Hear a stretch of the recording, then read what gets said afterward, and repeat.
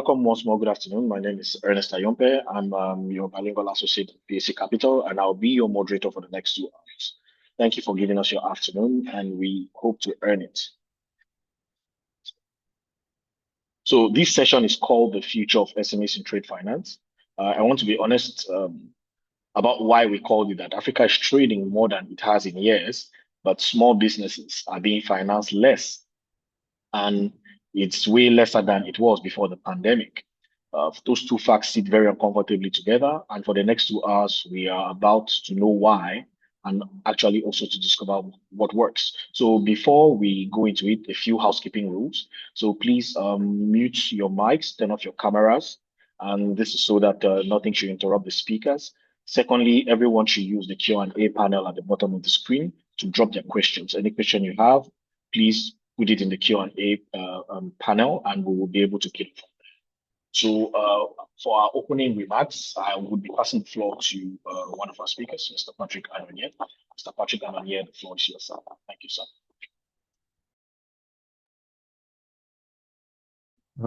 Thank you very much, Ernest. Thank you, our esteemed participants. Thank you, colleagues.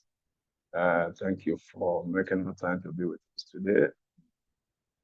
We decided to bring up this specialized area to be able to lead a discussion and have conversations on what happens in the ecosystem, trade ecosystem. And PAC Capital is leading this conversation. PAC is a subsidiary of holding. PAC is into history firm arrangement. Instead of words, so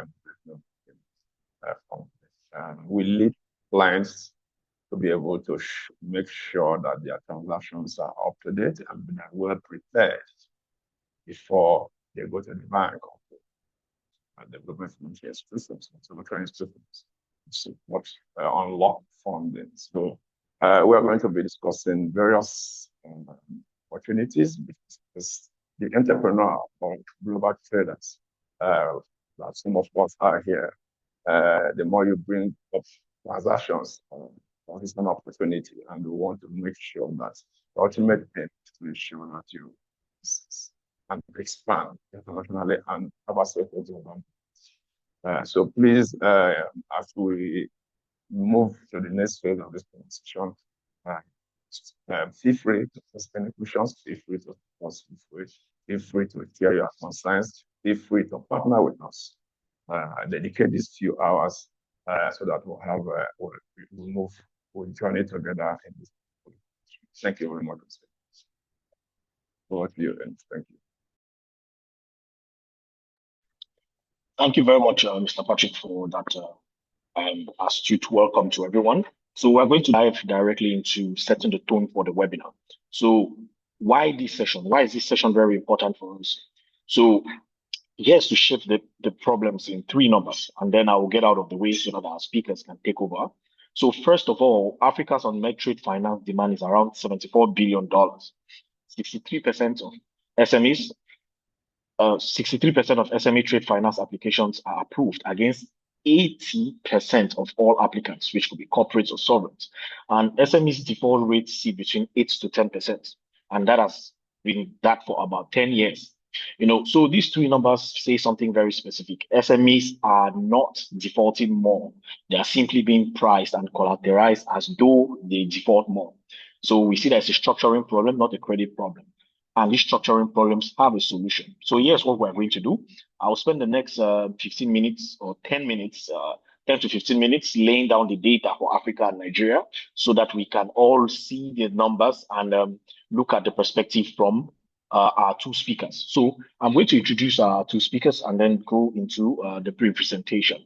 Our first speaker is Mr. Anos Iwedima. He's managing partner at Macan's Idea Management. Mr. Anos is an economist by training with a master's degree in economics from Benin. But what matters for the next half hour is he spent a decade inside the machinery in trade and international operations at Citizens Bank, and then 16 years teaching bankers how this machinery actually works. He has trained more relationship managers and account officers on trade finance, credit risk, and the 5 C's that most of us have met in our lives. So he has so if you have ever had a facility declined and you've never quite understood why the 5 C's failed you, this is your session. Mr. Arnold will take us through the foundations and what the instruments actually do, where the risk sits, and how a credit decision on an SME is generally made. Our second speaker is Mr. Patrick Anonye, Senior Vice President and Head of Global Funding and Trade here at PAC Capital. Mr. Patrick has spent over 2 decades in trade finance and corresponding banking with Bank PHB, Keystone, and Heritage Bank before joining us at PAC Capital. And in that time, he has personally secured over $900 million in trade finance from the likes of Deutsche Bank, Citibank, Commerzbank, the Afrexim Bank network, and the exact institutions that sit at the end of the financing chain is going to be what we're going to be talking about. But Mr. Patrick sees these transactions from the arranger side now before they reach the bank, and often after the bank has already said no. So he will tell you what makes a transaction financeable in the first place. Mr. Anos, Mr. Patrick, I thank you both for being here. So I'm going to share my screen now briefly so that we can go into the crux of the matter.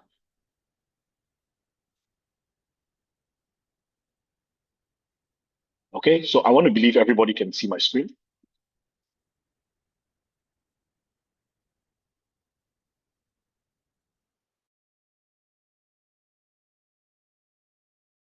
Head ahead into it.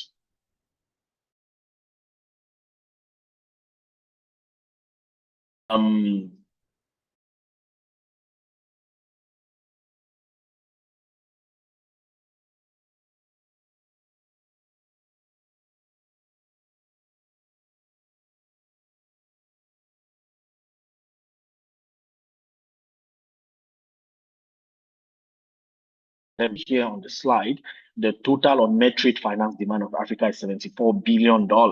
And we can see that only 63% of SMEs applications get approved in the banks compared to 80% for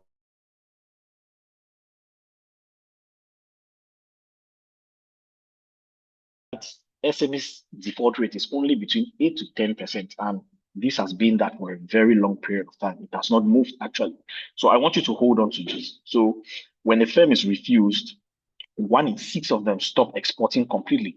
The business does not appear in any rejection statistic, it just quite disappears. And the real gap is bigger than any survey can measure. So when we look at our second slide, here we are looking at the definition of SMEs. It's important for us to understand, well, what an SME is. So there is no global definition to an SME. There are about 3 criteria generally. We're looking at headcount, we're looking at turnover, sometimes the sector, and every country and agency draws the lines differently. But when we are looking at the Nigerian official ladder from Sweden, if we look at the 2 shaded rows which talk about small and medium, we are looking at staff between 10 to 200, about 25 million to $1 billion in turnover. But here's the trap, banks use a different definition from Sweden, and often what can be big to a bank can be small to a regulator or medium. So some of it falls between the cracks for both institutions. So it is very important that the first question in any facility is not how much you need. It is what definition applies to you as an SME.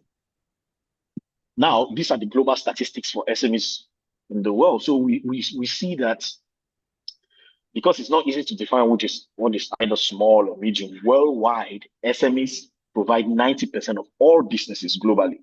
They form about 70%. They make up about 70% of all employment and make up half of the GDP. It is not a niche. This is the economy, And where exactly is the shortfall in all of this? You see, $5.7 trillion, which is the MSME finance gap across emerging markets globally. 331 billion of all of that is in sub-Saharan alone, and it is still widening. So, but the number we are focused on today here is the $74 billion unmet trade finance demand in Africa, which is projected to even increase to about 100 billion by 2027. So trade finance is where that shortfall bites the hardest for these SMEs. And it is why an SME cannot be replaced, and the product an SME needs for trade finance cannot be replaced by informal money. What do I mean? What do I mean by that? You can borrow money from your family to buy a generator, yes, but you cannot borrow from your family to confirm a letter of credit or a supplier in China. Looking at the graphs, we see three numbers quickly pop up against the backdrop. We see that Africa's real GDP has grown way faster than the global GDP. In the last 2 years, Africa has traded $1.5 trillion in goods last year alone, and that trade has gone up by 6%. That was in 2025. It is good news. It really does look like good news. The continent is growing in trade, but globally, we see that Africa just makes about 3% of the international global trade, which means Africa is still at a very small corner of the room globally. But where is the twist? The numbers that should bother us is that 23% of African trade is now bank intermediated, down from 40% before COVID. So yes, trade is growing inside Africa, and the banking system is financing smaller slices of this trade, which is gap we want to address in this session today. Where is the penalty for SMEs? The heart of this argument, and let us put it plain, is that SMEs are being approved less.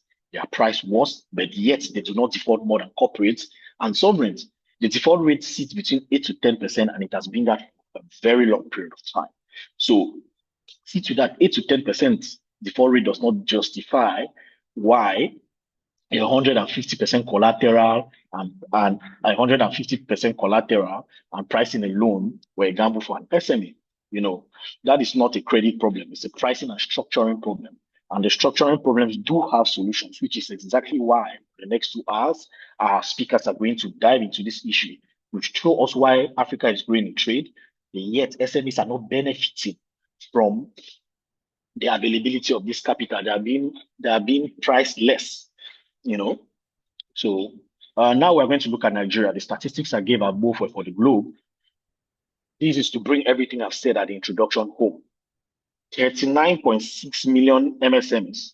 Nigeria is made up of 39.6 million MSMEs, 46% of the Nigerian GDP, and it creates 88% of jobs, yet only 6% of exports. That should ring a bell for us.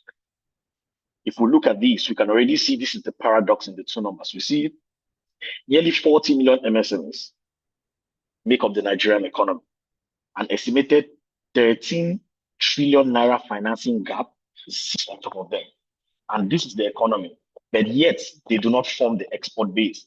88% of jobs and only 6% of exports. So we see trade finance is not the only reason for the gap, but it is one of the main reasons, first reasons. And once that trade finance is not available, these SMEs, a lot of them go out of the exporting market. So the 1% of the problem is what? This slide tells us all. Nigeria just recapitalizes banks. We saw 33 out of 35 licensed banks met the new capital threshold by the March deadline. The system is holding 111 trillion naira in credit in the economy. So the capital is there. But yet the monetary policy rate, which is at 26.5%, and the cash reserve ratio, which is 45%, and a share of that credit to reaching SMEs is roughly just 1%. Just 1%. So that is a 1% problem. And here's the point of the whole slide. Recapitalization raised the bank's capacity to lend, yes. It did not change the risk model that keeps SMEs out of that capital. So more money is in the economy, yet only 1% of it is available to SMEs to trade. Yeah, if you look, this shows Nigeria's export and import records. If you look at it at the first glance, it looks very flattering because you see that Nigeria exported 3.4 trillion naira to Africa in the last quarter of 2025 against imports, which are under 700 billion. 5 times, Nigeria exported 5 times and it bought. That looks like an SME export triumph, of course, but it is not. Because when we look at what those exports actually are, they are made up of petroleum products, led by crude at 1.7 trillion. It is the refinery doing the intra-African trade for Nigeria. The SME base is barely in the picture, So when somebody tells you Nigeria is winning in African trade, ask them who exactly is doing the exporting. It's not the 39 million businesses we are talking about. Finally, before I hand the floor to my speakers, we do not want to leave you only with this problem that SMEs have. So these are some of the things our speakers are going to be talking about that can help SMEs have access to these trade finance solutions like receivable finance discounting, risk guarantees and risk participations. We have the African Continental Free Trade Area certificates, just to name a few. But the key takeaway is for us to remember is that the capital exists here, but there is no structure good enough. Another thing for us to remember is SMEs are mispriced, but they are not unbankable. And third, the financing chain runs through Africa. Yet only 1% of these SMEs are benefiting from all of this capital in the Nigerian market. So for the next session, I'm going to be handing the floor to our first speaker, Mr. Anos, who is going to take us into the future of SMEs in trade finance. And so, Mr. Anos, the floor is yours. Thank you very much. I'm going to be sharing the next slide.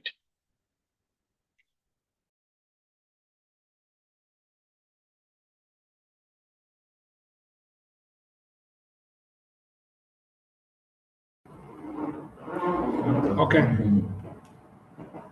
You can hear me clearly? All right, that's fine, please. Okay, I'll be talking on the future of SMEs in trade finance. And to take that out quickly, first of all, explain the classifications and as it's done by various organizations. So first of all, the government made the classification to say that for those SMEs that are doing below 10 million, that's 1 to 10 million naira, regarded as micro. And those there is for those that have 1 to 9 employees. They are usually just cash based local transactions and do petty trading, quite important. Then another class are those regarded as a small SMEs. They do between 10 million and 100 million, and they have a staff strength of about 10 to 49 employees. They are just small importers or exporters, and as they are starting their banking services, but they don't normally have access to the main funds as the commercial banks provide. Then the next set is the medium, and the medium are those that are doing between 100 million naira to 1 billion, and they have a staff strength of 50 to 129 employees. They are primarily the candidates for LCs and the bids for collection and banks run to. But you see, that number being as it were, good 96% of them form the businesses in Nigeria, and that's the classification made by SMEs. They contribute about 48% of the nominal GDP and a whopping 84% of our national employment. Now, and look at the estimate of about 81 billion plus for our annual trade gap in Africa, like Ernest mentioned, and that's the discriminate share and the classification by African Development Bank. So there's a gap. How can we fill the gap? How can the SMEs be represented in all this so that they have access to funds? Because only between 5 to 8% of the SMEs have access to funds, and that's not ideal. Currently, government estimation is making it possible for SMEs to be included and purposeful this time. For that, they are giving putting up a policy that 250,000 people should register their businesses to the CAC for free. That's in preparation. That's in preparation for that. Now, for the SMEs and what to be have to do when what you have to do and what you have to experience to now when you delve into this assessment of the funds that are available, then you have to know who are the regulators in that sector. One, the CBN is one of the regulators, the Nigerian Customs, the Nigerian Import-Export Bank, NAFDAC, Standard Organization of Nigeria, and FIROS. So what do you do in there? First, for Form M, this is regulated. And how is it done? You have to use from M for every import, NXP form for every export. Yeah. How do you know what CBN says and the regulations? It comes from CBN circulars. Now, it's the account officers that should take action to explain what each of these forms and nomenclatures, in terms of the acronyms, what it means. They're the one that will explain it to you. So it's expedient of you to be sure that you meet with the account officer, be close to him, and will explain what the impact of all this in your business and how you could benefit. For the custom have import duties for every product you will import. There is an HS code, and HS code is what you use to enforce the duty.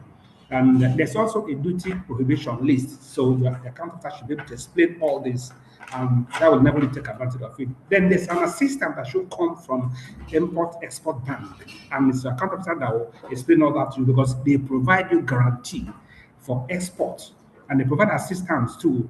There's the RT 200 program, and all this is for registered SMEs, exporters. You have to apply for the Nexim guarantee to reduce your facility risk. If you're starting out and you don't have much in terms of collateral, can you trade or export? The answer is yes. Why? Because Nigerian Import-Export Bank can assist you with a guarantee. Now, is your relationship manager that should tell you about this, explain how it's done, and help you apply.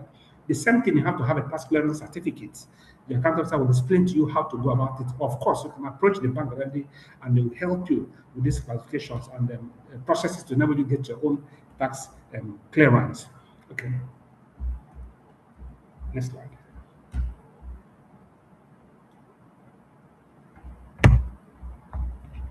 Okay.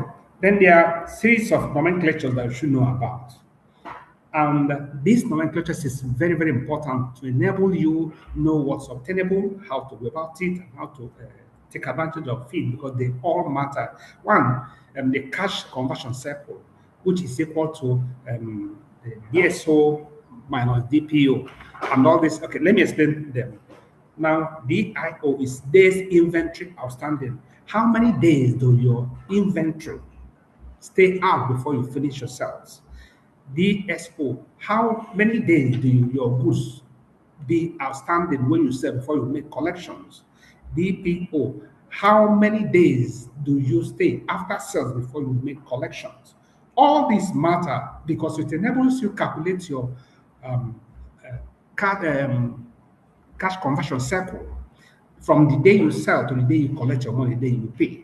All this matters because it helps to know each transaction cycle, and each transaction cycle will enable them know the kind of loan or facility to structure for you. It is not ideal to take a loan facility of a 1 year when your cash conversion cycle is just 90 days. If you take a cash conversion cycle of 90 days, you will do well at least four transactions in a year. Good. But you don't have to take a loan when you're not using it, because you're giving the loan facility of 1 year is expensive. So having an account officer that will enable you to calculate this helps you. So the slide here now will tell you how it is calculated. We might not go into the nitty-gritty because you have a transaction, you have to know the volume of transaction that you have. When you sell cost of goods sold, this is the value to be 72 million.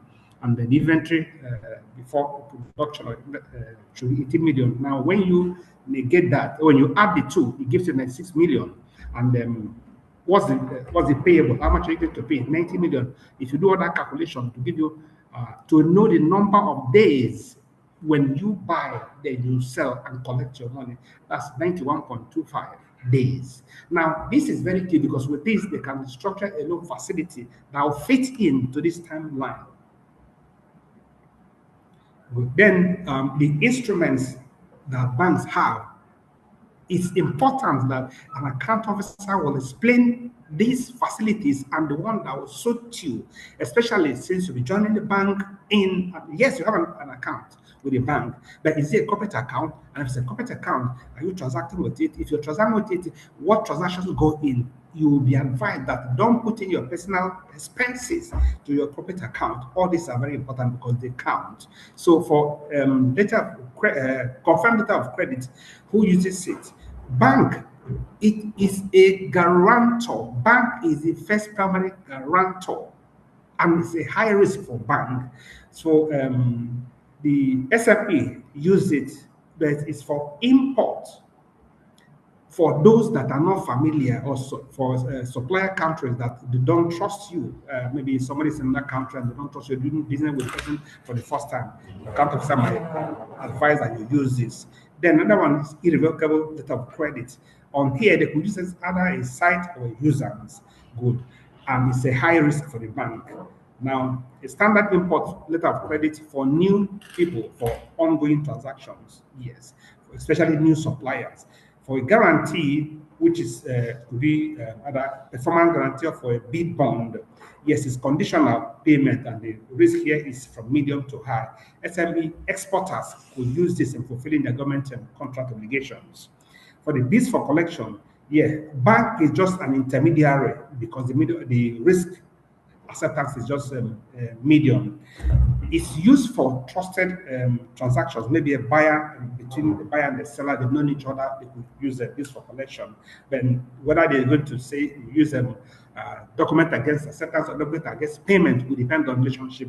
Document against payment is when they say this is your bill laden, your goods has come, but you must pay before you see the goods. You must pay before you collect the goods bill laden, or you sell. As for document acceptance, you just accept the goods you sell before you make payment. Yeah, all matter. Then again, we have invoice discounting or factoring. This is for advance against receivable. It's especially exporters waiting to be paid from a foreign overseas buyer. So while you wait or need advance in it, you could access funds from there. Now, this is a case study. The case study here is showing a background of Sunrise Foods Limited. Good. And it's in Kaduna. Now, we'll take this case study to say he has 7 years experience with the bank. He's embarking with them and he's importing tomato in this case, and the turnover is about 180 million. That's the first direct import he's making. Now, we're taking this to show what you can do on your first instance. Good. Now, this transaction is doing just 140-feet container, and it's with HS code in there, and for steel car food Turkey, and the value is the cost freight, cost insurance and freight is for Lagos, and the value is $68,000, and it's site LC, which means that as the goods come, he pays before he collects. Good. Now there are 5 C's of credit. Now, but they have to do even a credit check on him, and that's a debt service credit ratio have to be checked. There's a cash conversion cycle. On that transaction, you have about 78 days for him from buying to selling and for repayment. And the client in question has a CFO valued at 85 million, and he has a cash margin that he can put down before that transaction is sold. So on this, and he's doing a cycle, that's meaning that he will pay the $80,000 first before he clears his room.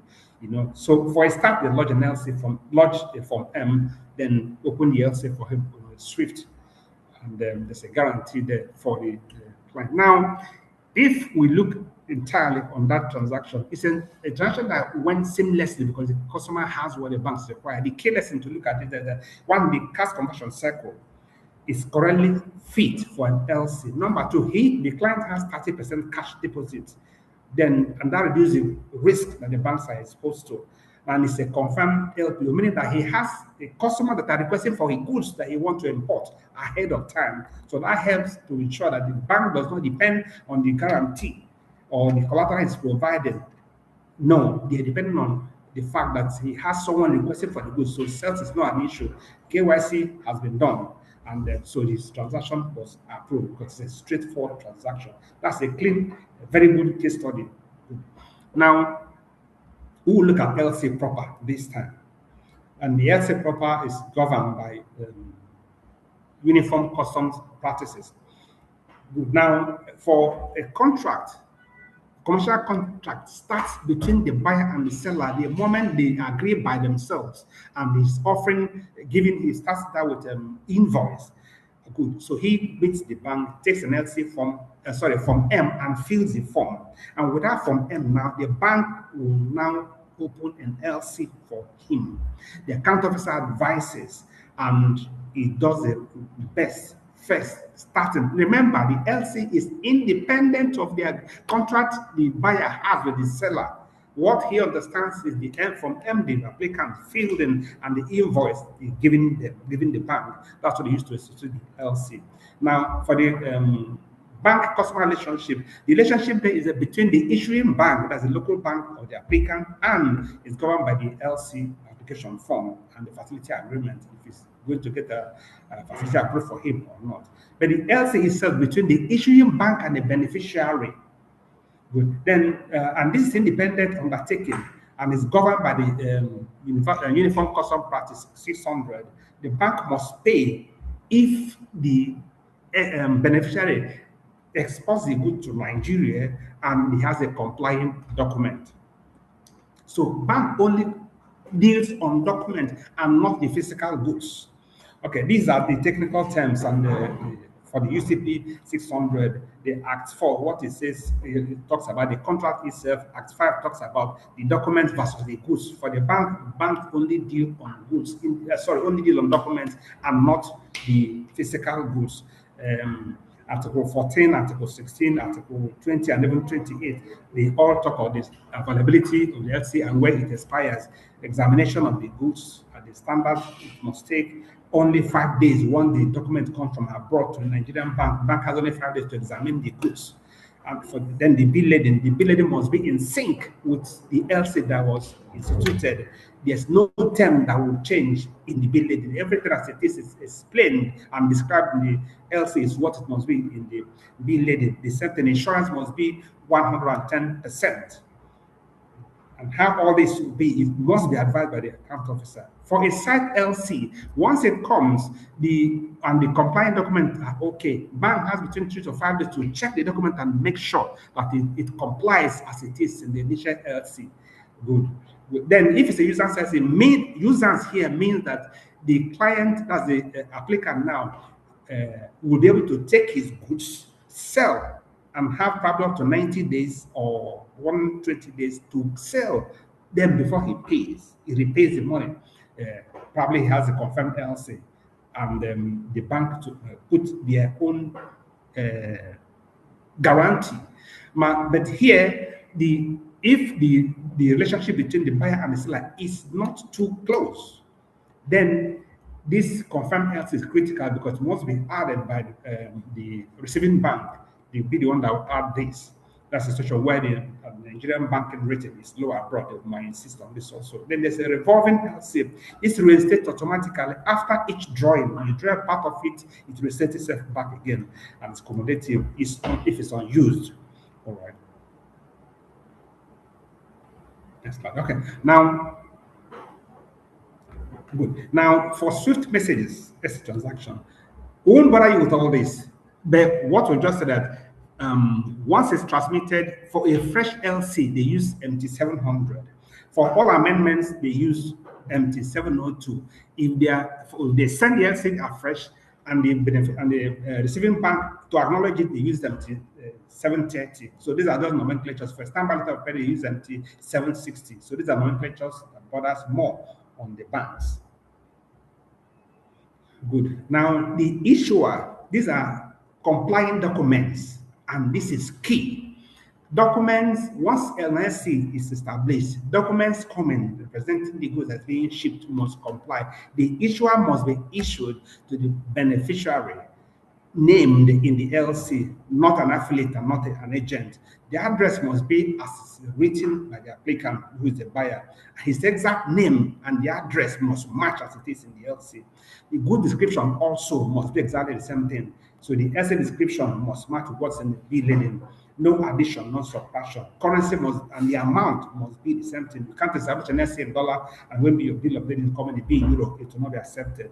Incoterm must be the same and match with the LC. That's the free on board or versus the cost, insurance, and freight versus cost, freight, and insurance. No, it must be cost, insurance, and freight.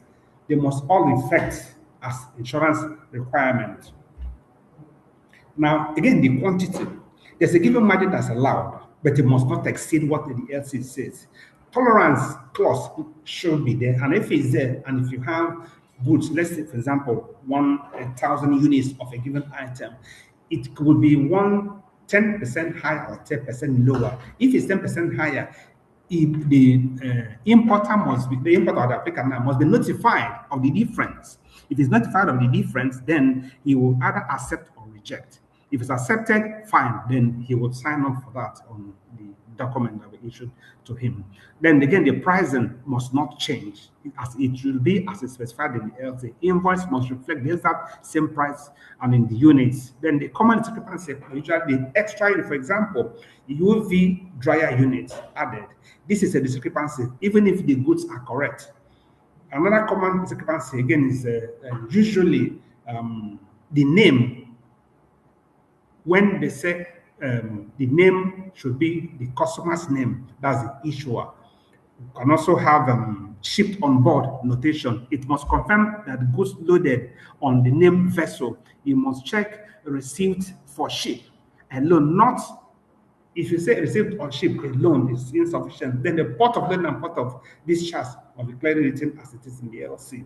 Now, Lagos is not acceptable if it's Apapa Port, Lagos, and you only have in the bill in Lagos, the woman accepted. Consignee here, usually to the order of the issuing bank.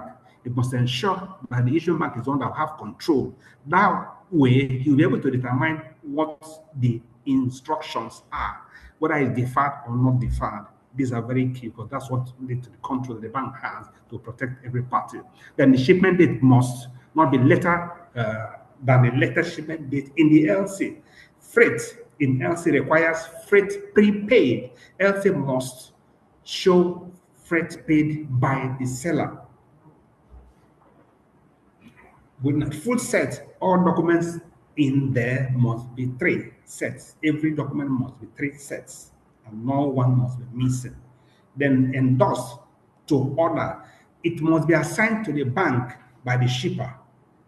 No transfer title, non-transfer title must be endorsed to the bank. The notified party must be the applicant, and the name must be as it is in Form M. For example, if you have Tech Equip Nigeria Limited, LTD, Tech Equip Nigeria Limited, and the bid lady is coming as Tech Equip Nigeria Limited, LIMITED, it will be rejected because it's a discrepancy under UCP 600.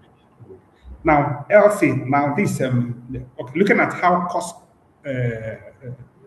for imports for a company here, Sunrise Foods, LC value is stated at 68,000. Then LC type is irrevocable site, CIF, cost insurance and freight, Lagos, and 90 days validity. Then exchange rate 1,580 naira per dollar. The insurance commission is 1%. Then document examination, though that 1% is negotiable anyway. Insurance examination fee is document examination is 0.15%. And Swift charge also is stated there, $35. Reimbursement and the charges and the rest of it. Next slide, please. Now, so these are what the account officer will explain to the customer so that he will know all the charges involved ahead. Good. So that you don't have a notion that LC is more expensive than base for collection. No, the costs are cheap and there's a control in there. Good. This is another case study also. We won't bother you with this case study, but the point here is showing you the discrepancies that's involved. Good. Further. Next slide. Now, good. Hold on there. Now, this is the key lesson that you should learn. Confirmation of insurance. Insurance must, the insurance value, people do not appreciate insurance most times, or except when it goes wrong. All right, so insurance is key. Then again, the corresponding bank risk here refers to is real for mid-tier banks in Nigeria. Also represent the confirmation option with a quantified risk comparison. So let the client decide. Then now let's briefly at the base for collection. Let's go through base for collection briefly. I want to ask you a question before you continue. All right, let's have a question here. Go ahead.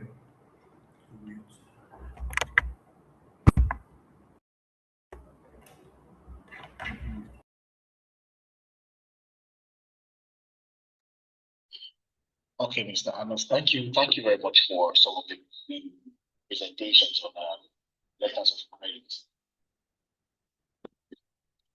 Thank you very much for the presentation, at least on the letters of credit, before we look at bills of collection.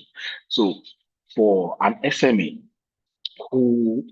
for somebody who wants to export his first time and this is his first time to export, what are the key things he should know if in case he wants to walk up to a bank or a financier to get this facility? Okay, first of all, we are buying.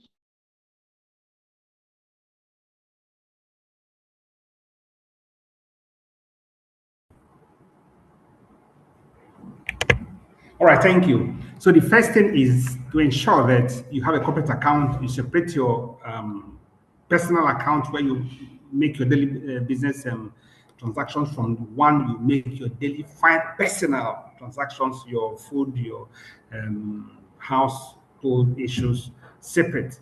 Now, when you have a corporate account, make sure you have a tax clearance also. Then the account officer will put you through on what's expected. You tell him the goods you want to import or export. You tell him the HS code, the Form M for import, NSP for export, HS code that's involved to enable you to know the duty involved. The volume you intend to do first, they will enable you to do pre-calculation of what the charges will be. So you do a normal calculation of what the whole charges will be. And if they will give you an assistance, if it's an export, yes, you will commit it Nexim, a guarantee. And if you have the margin deposit you could do, probably 30% of the volume you want to do, the Nexim could do help you when you apply to your account officer for another 70. So you find out that if you're going to do $10,000 or $20,000, you could have 6% that would represent 6,000 that would represent the 30%. That will do. Good. So that way you will be able to start. Good. But if you want outright facility credit from day one, they may not allow you because they need to know you have a relationship with you. So the account officer or relationship manager will help groom you how to put your records so you have history with them. The moment you have history with them, then you have a discussion with your own seller. That's the guy you're buying from abroad. That's the beneficiary buying from abroad. That way, you check the goods, ensure that it's not within the import prohibition list. Good. Then once that is done, then we check the goods in the market. What's the current price? And when you bring in, and what price are you bringing, so that when you add all your costs, import duty and the rest of the surcharges and the rest of it, and make sure that you make profit. The profit projection you're doing, hope is not speculative. Account officer should be able to check the market. Then on character and the rest of it is what the industry is saying about you, what the position of the goods. Is it seasonal or unseasonal? Unseasonal. Those are things you have to check to put in place first before you start. Then when you approach the bank, you're working with the relationship manager, he'll be able to put you through to make sure that you meet the criteria to which you say. But most times they will want you to even start with maybe bills for collection. That way, the risks may not be as high to be in using LC because the bank might not back you on that first transaction you're doing. But when you do the first and the second one, you build trust. When that relationship is built up, then you're good to go. They will groom you and buy. And remember, when you start, let's say, for example, for 10 million, by the time you do it and you do that all by yourself, you have history, which is very important. Then your turnover is there to look. When you're doing a second one, a third one, then if you have 1 million or if you have 10 million, they will give you 3 times that value in support. So if your turnover is 10 million, they will give you support for much more than that. So it depends on whether you're doing export or you're doing import to determine who will assist, because Nexim could do stopgap for that's a guarantee for you, but they might not give you cash. So but the bank will give you cash if you have the right collateral and history needed. Thank you.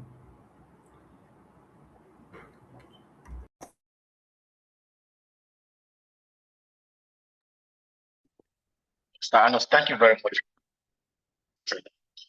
for that question. So I have another question to ask. Now, you've laid a spectrum of instruments. At least you've spoken a great deal about confirmed letters of credit, and you just at least gave a little brief about bills of collection. So let's say when an SME walks into a bank with an import to finance, how does the bank decide, or how do you decide what instrument actually fits rather than just defaulting to an instrument everybody knows? How do you handle that? Thank you.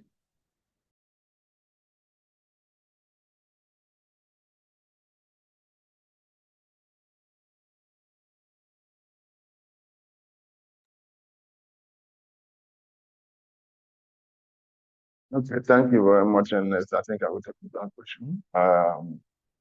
Anos, thank you for laying down. But I would tell most of us here and then most of our esteemed SME that to determine the instrument to use, must assess, and to determine the mode of payment, mode of international settlement. That's why we're here. You're a partner. It's an advisor, project advisor, trade advisor. You don't need to worry yourself at all.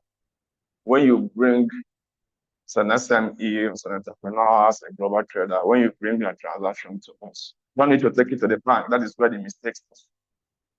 If you take it to the bank, they don't have patience to look at it. They will reject it. So that is why we are here, standing by you to determine the best one that will suit you. So we structure it, we fit it into your perspective. Most of the things they tell you, this population is answer C, 700 and 600 and that, you don't need to worry yourself about. Come to us as your arrangers, as your advisors, whichever country you are in this continent, but we have transaction costing over 30 countries in the internet. And we are doing trade across all those people. More than people in the UK, giving them access to business. So once we bring those transactions up, then we now look at what your counterparty is offering. If you're exporting, we'll tell you the one that will suit you. If you're importing, we'll tell you the one that will suit you. As the name implies, you don't need to go and start telling what this collection is, confuse yourself. You need to go and start telling what the sub-credit is. Yeah, even in letters of credit, there are many variants. Start talking about it today, we take about 5 days training. So, but we're here,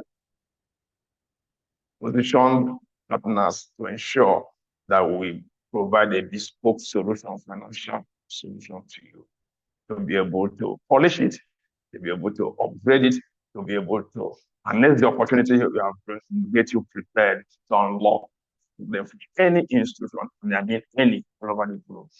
So it's important that their partner, they come to partners that understand these things end to end, also partner with institutions, even going to the institutions and ensure that those institutions who understand the language they speak, don't understand the language we speak. So we're going to even be doing self-service for any of you. Well, thank you very much. And I think that will be able to address that question. Mr. Patrick, thank you very much for taking on that question. It was very clearly and successfully explained. So I'm going to ask a third question to Mr. Anos. So Mr. Anos, you've drawn a hard line between a letter of credit and you've drawn a hard line between the letter of credit and a bill of collection. So the bank guarantees one and merely transmits the other. Why does that distinction matter so much to an SME? And what goes wrong when they misunderstand? When they don't understand the difference between the letter of credit and the bills for collection? Thank you.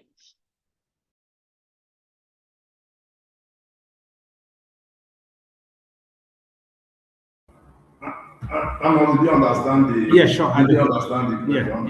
Yes. Okay, please, as you provide this description, I will also embellish it. You understand for the driving down to understand.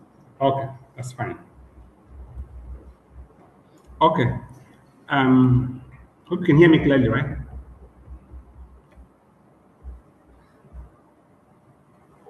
Okay. Now, this is arguably a very single most important conceptual distinction in the whole program, because it determines who It determines who is most important in all this, or who does what. And this distinction in the whole program is very, very clear because it shows who carry the real risks in here. Now, letter of credit. For letter of credit, the bank is the primary obligor. Under letter of credit, the bank makes its own independent, irrevocable undertaking to pay. And this is governed by UCP, Universal Custom Practices, Uniform Custom Practices. Here, the bank is the major control person. If the client will not pay or refuses to pay for whatever reason, the bank pays depending on the nomenclature or the facility. If he took a facility or doesn't take a facility, if it's a deferred or that's deferred usance or not usance. For bills for collection, though this is governed by uniform custom rules for collection, uniform rules for collection 522. And the bank is merely a collection agent, not a guarantor. He transmits between he handles and transmits between the seller and the buyer. Good. So it's very, very key to explain that he transmits the shipping documents or the documents involved in the whole transaction and assumes no obligation to pay. So if the buyer defaults or simply refuses to pay, the bank is not obligated to pay in any way here. So in a document, if you say that the bank is just agent or an intermediary here, you're right. But what determines what protects the bank and the seller here is whether it's document against payment or document against acceptance. For document against acceptance, before the buyer sees the goods, he must pay. So that protects the bank and that protects the seller. For document against acceptance, it's a medium risk for the bank, but real good for the SME. Why? Because he has the opportunity to take the goods, sell before he pays back. So it's the opportunity for the relationship officer to groom them, to make sure that they keep to their own side of the bargain, to make sure they have one or two transactions that go successfully and seamlessly too. That way he builds his system. Based on that clean history he has built over time, he will now accept him and give him facility to do the rest of the transactions. Now, what goes wrong when the SMEs conflicts these two? What's the conflict in there? By thinking that because he's dealing with the bank and the bank is opening a form M for him, that we now think that the bills for collection means a guarantee. No. It's only in a confirmed LC that the bank becomes obligated to pay. Good. Now, so what protects the bank is if it's document against payment. What protects the seller is document against payment. But where the SME has a leverage is if it's document against acceptance. Now that will not mean that he will accept the documents, clear the goods, and sell between either 30 days, 60 days, 90 days, or 120 days, depending on the number of days that he has for leverage to pay. Then a seller who ships the goods against document against payment or document against acceptance term, believing that the Nigerian bank is involved in the transaction, is being misinformed. So the best is for the account officer to explain to the relationship manager or the relationship manager explain to the SME now the difference between the two. Once you know the difference between the two, then you're good to go, because the SME will benefit more if he builds history and was able to get document against acceptance and has 30 to 60 days or 90 to pay before paying back. Thank you. Mr. Patrick? Okay. Thank you. Thank you very much. Thank you for addressing the question. I will also try to add one or two things to the solution you have provided. We are positioned as your listing partner. So when you bring in trade, or when you bring in an opportunity to play the opportunity, because I know that as you bring it, we are going to also tie it to what you need. So most of these bills for collection LCs that Arnold has said, just mode of settlement. So the first thing we do is to listen to you. Once we listen to you, we begin to now dimension it for you. All those risks for collection they are calling and all of that, I don't want you to get confused. If we see that the trade that you have with our suppliers credit, this for collection is just a supplier credit. It shows that the supplier is ready to ship to any part of the world without you getting a guarantee from any institution. You can also hear one of our key person in Nigeria here is Postponds. He normally mentions it when he was trading with some people in Japan for a very long time. At the time they start shipping, start saying him to issue a letter of credit. Because you go to a bank to issue a credit of credit, it's going to be a very difficult task. Letter of credit is an undertaken by a bank to honor payment. And before they do it on your behalf, you have to be one of the top people. You have to have everything prepared, both your ESG, both your KYCs, both your natural to some extent, both your financial innovation and reporting and all of that. So, but if you bring a trade and the supplier from Germany, supplier from China is willing to ship, we say, okay, the best solution for you here is this population. Long but the banks prefer supporting you else so that they can gain more fees. So, but we are not going to advise you wrongly. We'll provide the right mode of settlement. So, base population is when your supplier is providing a supplier's credit.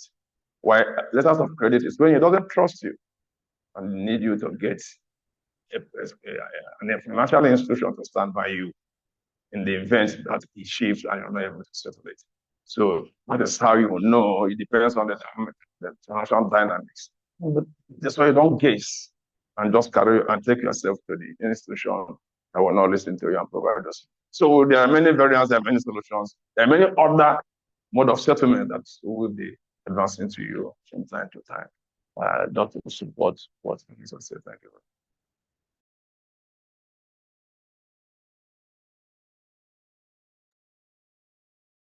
Mr. Patrick, thank you very much for that astute differentiation when it comes to SMEs understanding the differences between the letters of credit and bills of lading.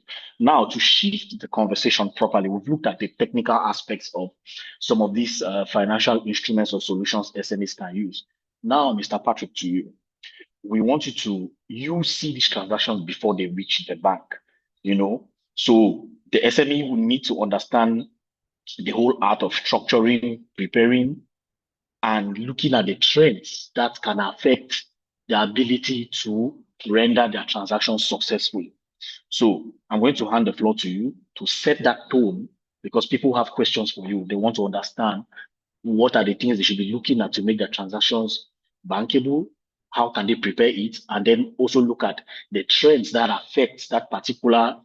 affecting SMEs as we are going through. So I'm going to leave the floor to you to set the tone, and then we're going to look at a series of questions, both from the audience and some of which we think you should be able to answer to give value to our clients, to our colleagues who are on call. So over to you, Mr. Patrick. Thank you very much, Ernest, and thank you, everybody. From the perspective of Avenger and the partner, financial partner, we're going to be looking at this in a different SMEs would benefit from this conversation. The banks and the terms that were used, it is very important that we understand it. It's now left for us. That relationship officer that Anos was talking about, those account officers, and those UCPs, those Incoterms, those HS code, customs, harmonized system codes, and all of that is now with us. Come to us, we say, be at peace. Be at peace to the extent that we're going to be walking you through all of those transactions. The bottleneck is not the capital. It's just to make you get prepared. It is better that you are prepared. So when opportunity comes, you can go forward. And it's better to be prepared and you don't have any opportunity than you have an opportunity and you're not. issues we are seeing on unlocking funding from any institution, DFIs everywhere, globally, is the perceived risk they look at SMEs. Those perceived risks is just from not structuring your transaction properly, not aligning it. You are making them afraid. So they bring a transaction and they are not seeing how their money is going to come. So that is why we are now here to ensure that we make those transactions. There are 8 pillars that make an SME transaction famous. One, we have it has to be clearly defined commercial transaction. You have a transaction with an invoice, it is with an export. Every country all over the world, African, for example, in the continent, have different terms, international commercial terms. So if you are exporting from Nigeria, you can do only FOB, free on board. Means that's the only thing you can do for some freight. You are encouraged to also do FOB. Not using on. Some other countries are also influenced too. So we'll look at it and make sure that there's a contract that is even existing in the place. Then we'll also look at the identifiable buyer or the seller. We'll also look at the defined commodity or the services. Then we'll also look at how we are going to be enforcing the commercial contracts. What are being required? What is the pro forma invoice test everything? It will just talk to you and say, I need a letter of credit. I need standby else. I need this month's guarantee, whatever. So if you have a commercial transaction, you bring it to us an opportunity, then we'll look at it and make sure it's something a bank can underwrite, something and you now begin to prepare. Then you have to look at your financial information. Most things that is happening these days, because fintechs, innovation have come and something like that, lenders internationally, some people are no longer building their statement, their financial position. So you want now to put your trade to see the flow. They are looking for where is your turnover and where is this. So we'll guide you to check those things and make you bankable. So make sure that your financial information is right, in line with what you are requesting for. Otherwise, there will be a dysfunctionality. So you must view you and see your last 1 year statement, see the institutions you are using, make sure that you are doing your tax compliance. You make sure that even ESG, there's what called environment, social, and governance. It has become, you might not know, because the information lists us in this place. So you need those information to provide you. Most of the international institutions, most of the mature institutions are looking at ESG. It is a key component. It gives you a standard view, make that massive. So then you have a proper simulation structure. So we're talking before, instead of me recommending that it's ready for you, I recommend the receivable financing page. Instead of me recommending a beautiful collection for you, I said, no, come, this is an inventory finance. Who gave you this? You can do another people. You can do, we can get forfeiters to buy up the transaction. Maybe you have even already supplied the goods and you are just looking for liquidity to ensure that you do another cycle.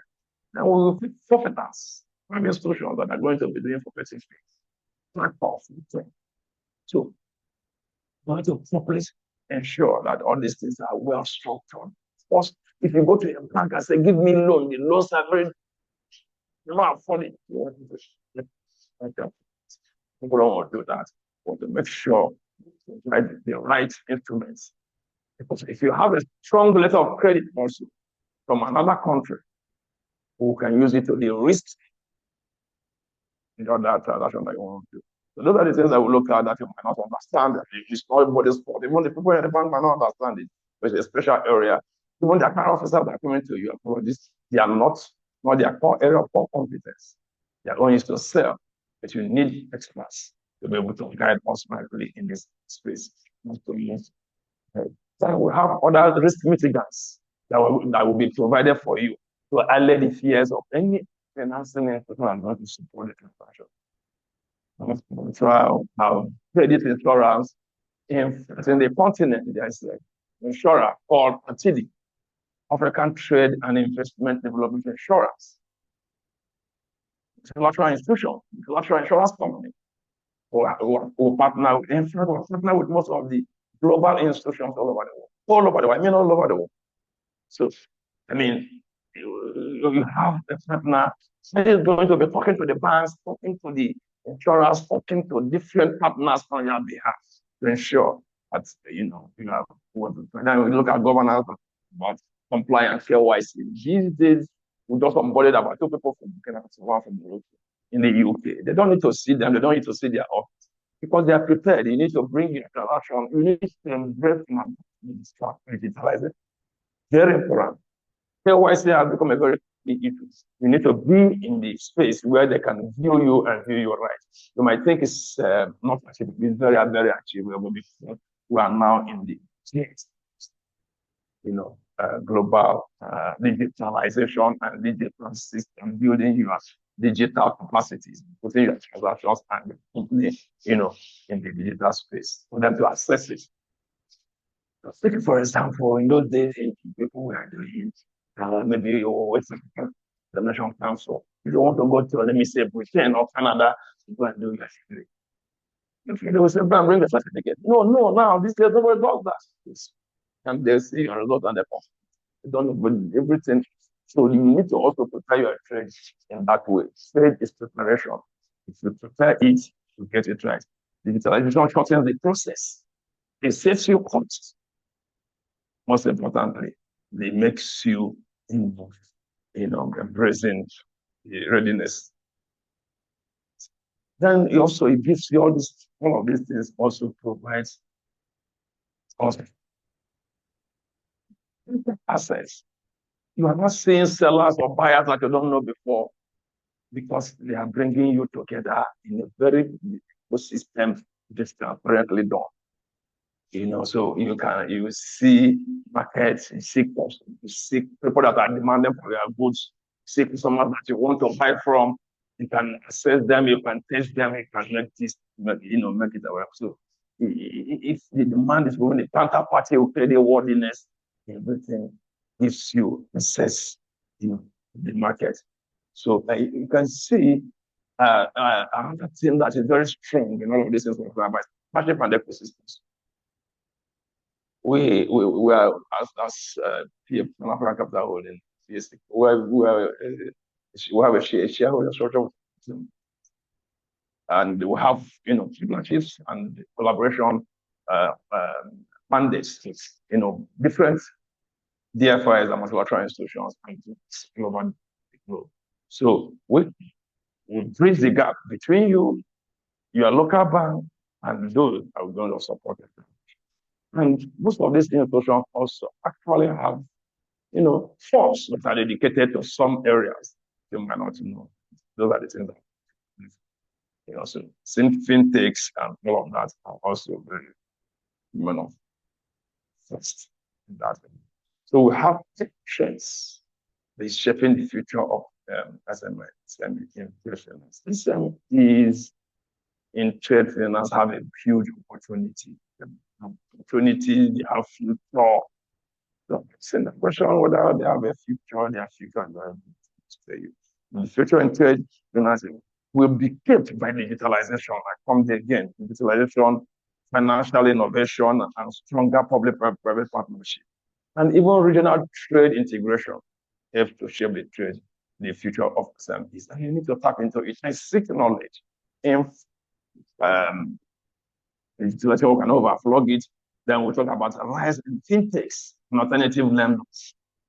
So these days we see fintechs helping you to make your cross-border payments. Before now, you need to be looking for somebody, you're going to pay Naira, you're going to pay it. Even our multilateral DFI come up with an African payment and settlement system, which is integrating payments without you using dollars. If you're buying funds within the continent, you're even going to expand beyond the continent. And all of they take you to, they are operating in over 20 countries in the continent now. You need to be aware of this. You need to tell you what it is. You need to come and so that you can have access and have this knowledge. It's knowledge that drives the world. So, perhaps fits into this and rising fintechs, all of that makes payments easier and makes it seamless, for them. So these are then we have supply chain finance as a growth enabler of factoring. Very key. You have an invoice. You don't need to press up when it's a good invoice. So the lender is not going to look at your collateral. It's not going to look at your collateral. It's not going to look at your balance sheet. It's not going to look at this giving you the invoice. And we have cross-border digital e-commerce. We have blockchain. We have, e-documentation. We have all of that. We have bill of ladings and all of this. All these things are making it apparently they are making it cheaper for the service. Right. Then we have sustainability. We're talking about this. Being aware most of the institution, preferring to give it dedicated to SMEs, encouraging them. If you don't know, you won't access it. But we know, so we'll take you there. It's important that we understand it. Then stronger public sector support. Even governments are also making sure that they are doing preferential, funding, helping, us to be able to migrate the SMEs into the financial ecosystem. That is the whole of the economy. Then we have regional trade integration. There's a bold initiative, teaming up with African continental trade agreements, which is available for SMEs. So you need to know what's happening there. It's operational. There are many funds, to support, and create larger markets in the continent. These are bold initiatives. This time you will need to also leverage on all of that. You need to leverage on that. And even some of the colleagues that are here, they're going to be features SMEs, you yourself. So let us not trivialize this opportunity. Then we'll have identity, smarter compliance, digital and so much smarter compliance with it. For us, you just have to be in that space. So that people can view your business as well. Then capital is the proper structured non-international state. We have, global trade finance, about 2.1 trillion. In Africa, alone, it is at 7.4 billion. Finance center. It is happening. It is knowledge. Preparedness. But you can see the figure saying that the report from this SMEs is not consistent. It's very much. Then the passive risk for people around because we're not putting our papers together. We're not approaching the right person. We're not approaching the right person. We're not doing things right. We're doing mismatch. And no institution want to do. You must not. You are not mentioned cash conversion sack. We know you will ask you questions and we'll lead you and you will know your conversions. Your trade cycle. So that we can guide the financing and the funding around those. We have 1.4 billion human beings. It's a large market. Yes. You can see that 63% of all of the applications from SM is only what is approved. Meanwhile, all the larger corporates, they approve up to 80%. The future belongs to the best prepared. That's what I've been talking about. Almost, if you are not prepared, you're not the largest. So preparedness is the size. Bankability is being built and developed. Now, you must be bankable. Not unlocked from the not locked financing. It's not by magic. So it should make you then the Allenger bridge where you stand behind, stand in between to ensure that all the grammars and all the judgments is being told in the financing space is being decoded for you, migrating you into the expanding your business internationally and giving you access to the global. So you can see that the future is the SMEs that embrace technology, maintain sound financial records, adopt digital payment system, use strong banking relationships, will be better positioned to access financing and also to play actively in the global market. For Africa, for example, the combination of AFTA, fintech innovation, and support from multilateral institutions presents a significant opportunity to transform SMEs into drivers of inter-African trade, industrialization, employment. Thank you very much.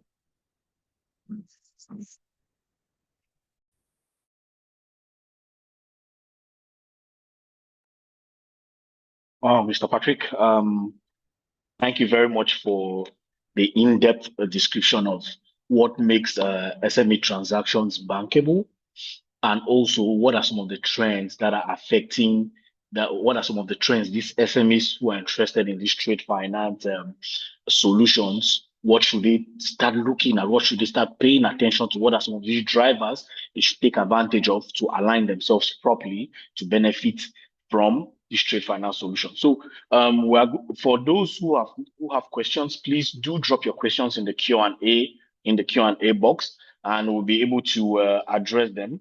Also, you can also raise your hands if there's something which you want to talk about, or a question you want to ask directly to any of the panelists, and our attention is going to be given to you. So, quick one before we go to Mr. Anos, Mr. Patrick. A quick one. So you have framed your session around making transactions bankable rather than just getting them to look for capital, because we've agreed the capital is there. So we want you to tell the audience, we want you to walk the audience through what you have done from your end. Let's say an SME brought a transaction to you. What does your process flow look like? What did you do to make it bankable before a bank would even touch it? So an SME brought a transaction to you on your desk today. What are the things you do to prepare that transaction before it reaches the bank? Thank you. Thank you very much. Thank you very much, Ernest. I think the course of presentation, we're able to mention that, but specifically, SME brings transaction. What we look at it, what we play, they bring opportunity. We don't expect it to be a complete program. So we look at it and we ensure that we translate that opportunity into a bankable solution also is the case. So it's important that we also make sure that when this becomes a real business and a real product, that's why we say that we want to confirm that the transaction exists before. Then we'll now begin to look at how to create those solutions. Interestingly, most of the SMEs are not supposed to act with any capital or any funding. If they bring a real transaction that makes sense, then we'll now begin to bring out those solutions that will fit into that particular trade. On a case by case basis, that's why at times we call it not only trade finance. We have advanced it to call it structured trade finance. So we structure it and tailor it to this position, of that part of that particular trade. The manufacturer can, for example, the manufacturer comes to us with a confirmed credit, for a group. Then what they bring is not product. There's need for a working capital too. So we begin to look at how to untie the working capital, how to unlock the working capital. What is missing here? Everything is missing, but what sits between the other is the bank stress. So we must, first of all, ensure that we repackage it. We make sure that the bank says yes. If there is no, for example, assignment, You did not put it in what you are saying. Just come to the bank and say, give me a collateral, give me money. The bank will first of all tell you, I don't do collateral lending. I need to tie my transaction to around your trade. So first of all, I said, okay, we'll suggest that you assign this proceed from say a Dangote or so a Nigerian Breweries or say any other big company outside the country or in the country where they were dealing with. The proceed for the bank will say, we are at peace. So those are the type of conversations we'll be having and making it. Those are the things. First of all, we make it a real transaction, and that will and provide a solution that will suit. It might not be what you're asking for. That will unlock that fund. You get another name. Only she says receivable finance. I say it's an employee financing. She say pattern. Only we can now design it and make it just for you to service them. You know, the things in different ways that will have different scenarios. Okay, Mr. Patrick, thank you very much for, just give me a minute. Okay, Mr. Patrick. Thank you very much for that answer. So, Mr. Anos, over to you. My question to you has to do with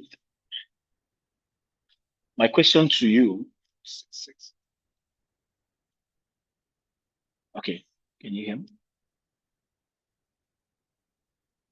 Okay, Mr. Anos. So, you've spoken about very technical terms today. There's a collateral myth. SMEs always have the idea of the myth of having collaterals. So, can a strong transaction really outweigh weak collateral? What do you think? The floor is yours, sir. Thank you. Okay. All right. You see, one of the things that makes the SMEs shy away from banks, first of all, I tell, and I said it clearly, it's like somebody walking into a hospital and you have an eye issue and you're going straight to meet the person in charge of bones, or you have an eye issue, you see very blurry, you need some clarity, and you're talking to a dentist. Dentists to just, all they do is just take a spanner, open your mouth and take the teeth and they work it out, you know. But when you meet a relationship manager, we call them trusted advisors. So their knowledge and expertise is wide and broadened. So that when you speak, they're looking beyond just lending money to you. They're looking at your transaction specifics. And based on that, they work around the dynamics to provide you exactly what you need, but in a unique way. So it's not about collateral. So you don't say, I don't have a collateral, probably a house or a property with a C of O, and they must be certified, registered, and this. No, even if you don't have a registered company, you can trade in your name. It's allowed with government regulation. But to do something big, you have to have a registered company. Now, if you have a collateral, good for you. If you don't have a collateral, then the relationship manager should help you structure your transaction around the financing, around what you do and how you're going to do it.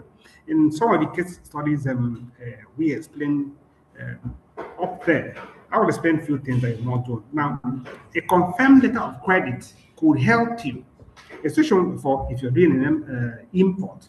If you're not doing an import, then assuming you're doing export, then a guarantee from Nexim, Nigerian Import-Export Bank, will help you, and that will cover as much as 70% of what you're doing, of what you're exporting.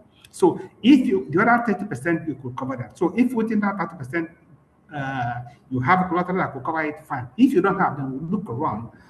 What can they do?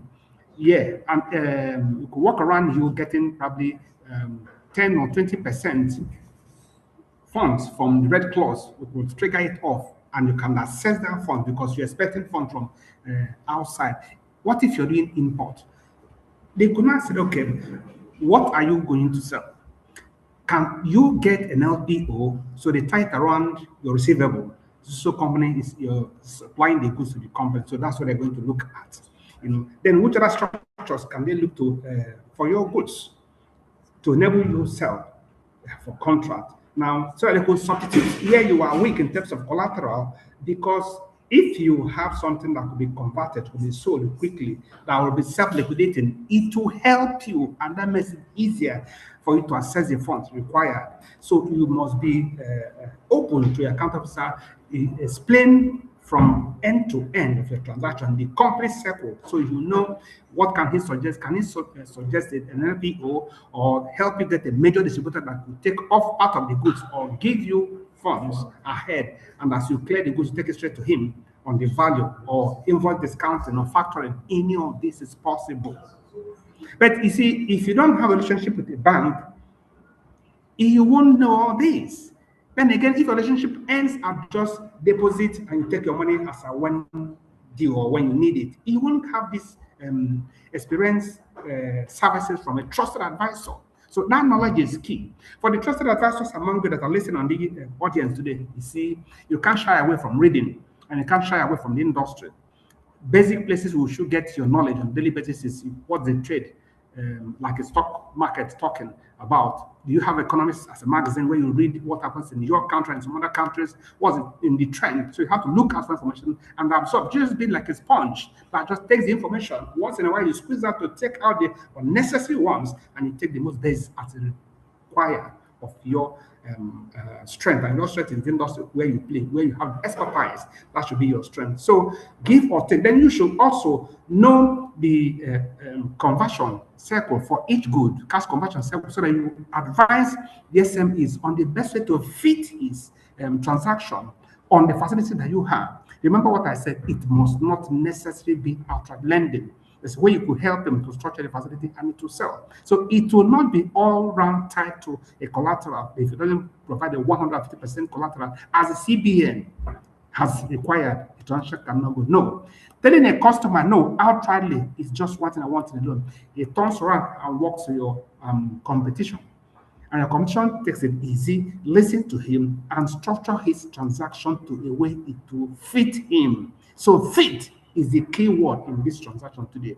What do you have that will fit him? And you provide that to him. We mentioned LPO financing, we mentioned factoring, we mentioned next thing for those that are important, we mentioned BOI. Remember what I said about somebody that have an eye problem going to a dentist.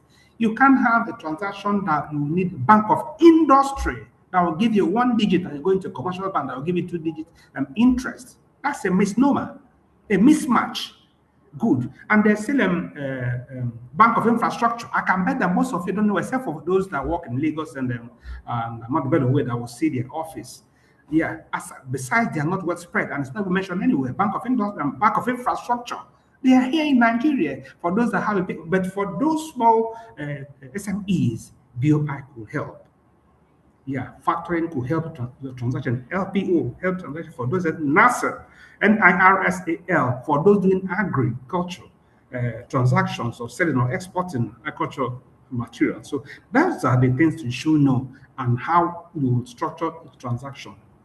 So to be honest, in the answer for those of us in this room today, no property does not mean no financing, but it does mean that the officer has to build the case to repay somewhere else. So if, as we look at the 5 C's, where does he have a strength? The collateral or the cash conversion circle, he will make enough profit. And the timing, if he to clear in, let's say, 60 days or 30 days, why give him a 90-day or 1 year facility?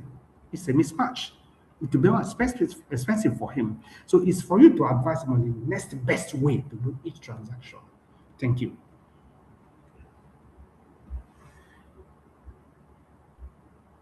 Mr. Amos, thank you very much for that answer. It was very well detailed. I believe anyone who now is confused about whether a transaction can be financed without collateral or not has understood what needs to be done. So before asking further questions to the panelists from my end, I want to ask if anyone from the audience has some questions. We are going to leave the floor open. If there are questions for any of our panelists, indicate by the icon which lifts up your hand. Thank you very much. The floor is open for questions, please.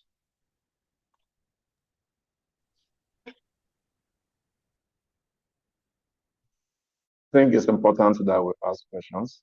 That will also drive your understanding. Feel free. No question is stupid. It's important that we come together in this conversation.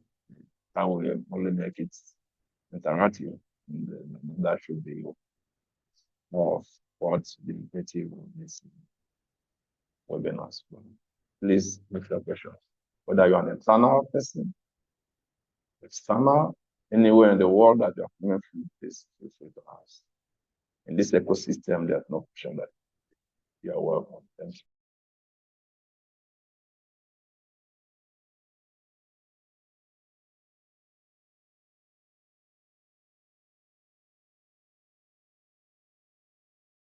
So the floor is open. You can just use the hands up emoji. Remember, everybody's here to learn, so no question is too little. The panelists have taken the time to put together this deep work. There is so much to be said, but not enough time to dive into everything. So it's an opportunity for we all to learn. So, any questions from the audience before we go into other questions? Thank you.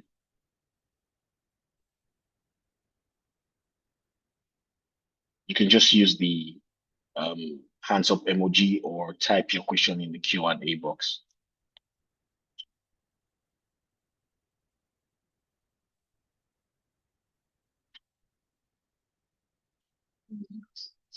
Okay. Okay, let's go. Let's just go. Let's go. Okay.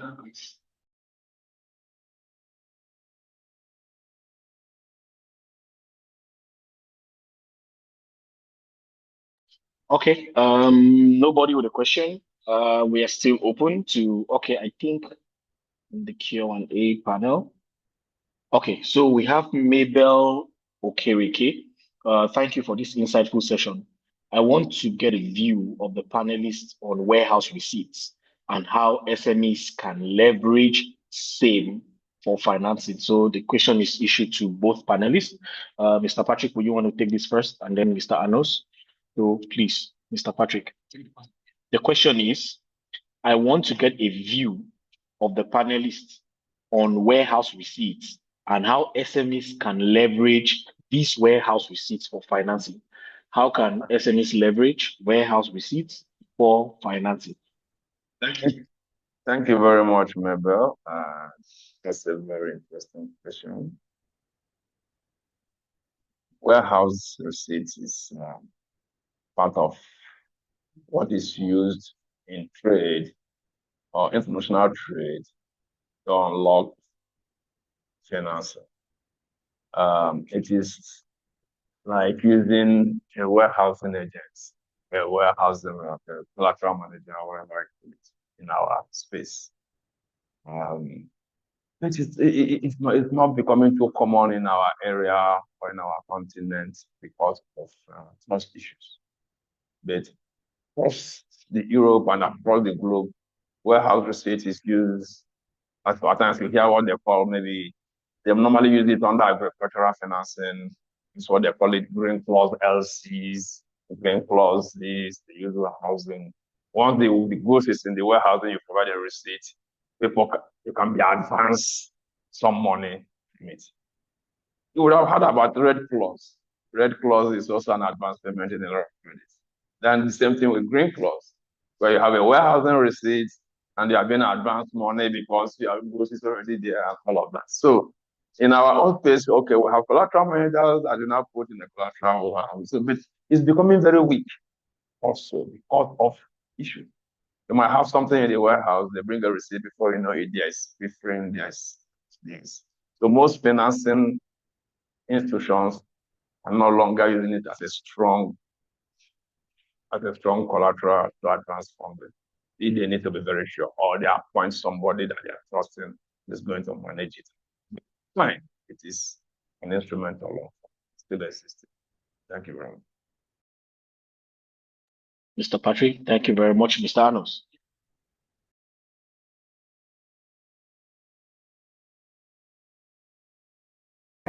I will quickly add just a sentence or two on this, and before I say that, I will employ each and everyone here to come back for the second session that we're doing in no distant time, and then they will do the advanced part of this very training again. They will discuss what we just mentioned on this warehousing and the rest of it they will going to put out, or what they have planned with other partners, multilateral partners and the government agencies and partners that they have and what they've been doing for you. So the best you could do is to register with them to as a client and who they will onboard to the banks. Very important on this. Then again, for the warehousing question that you asked, the platform they'll be giving you is very simple. It's part of what they were packaging for a collateral. So when the goods come, they take it in, then from there give you as you pay. And when you can get customers, your direct customers, and they pick from the warehouse, so you pay directly to the bank. That way you build history quickly, faster, easier. And that's a very, very key thing you must know. This question. All right. Thank you very much.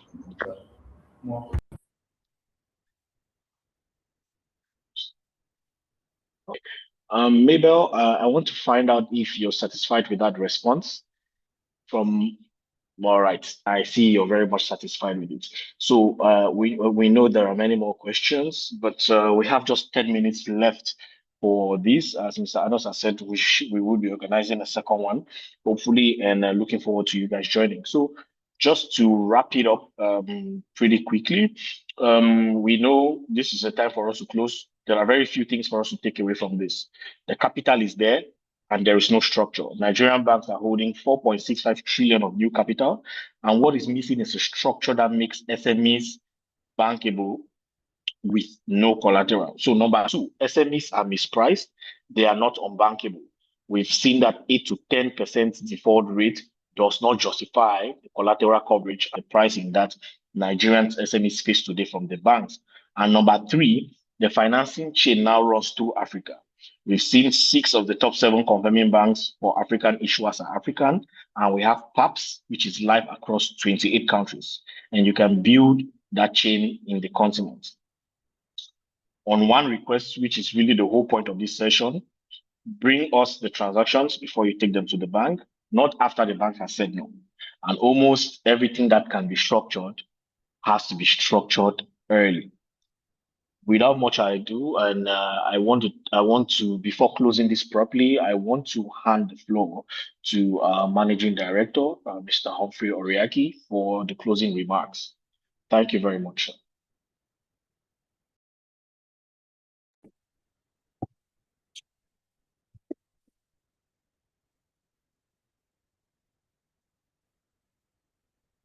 Thank you very much, Ernest.